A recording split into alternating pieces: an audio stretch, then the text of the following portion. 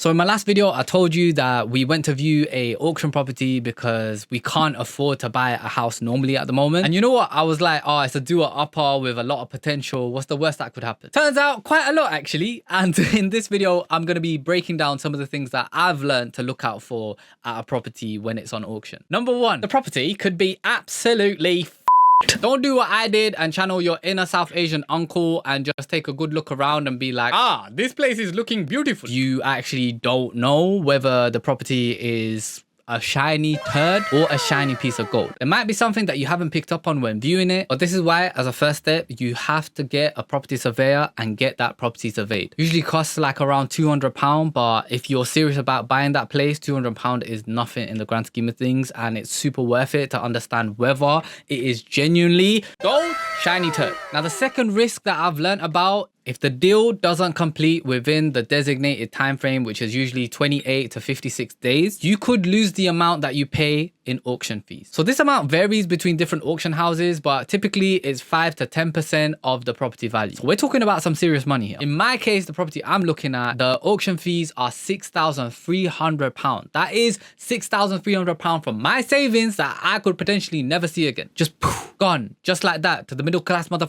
that probably have no idea what it's like to save up for a house deposit. Imagine, I actually said to the guy from the auction house, oh, you know that £6,300, doesn't that go to my deposit, fam? And he went,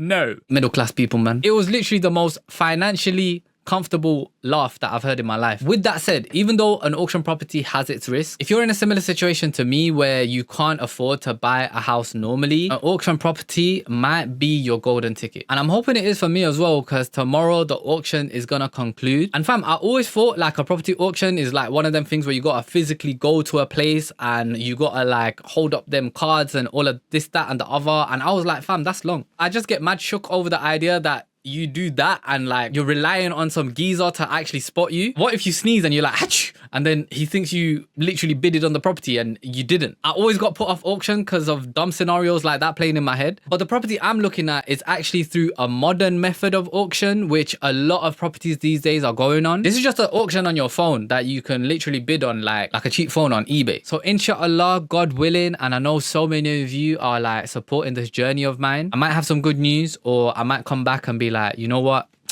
I got outbid. And if you've ever wondered whether property auctions in the UK are worth it, well, hit follow because we're about to find out together.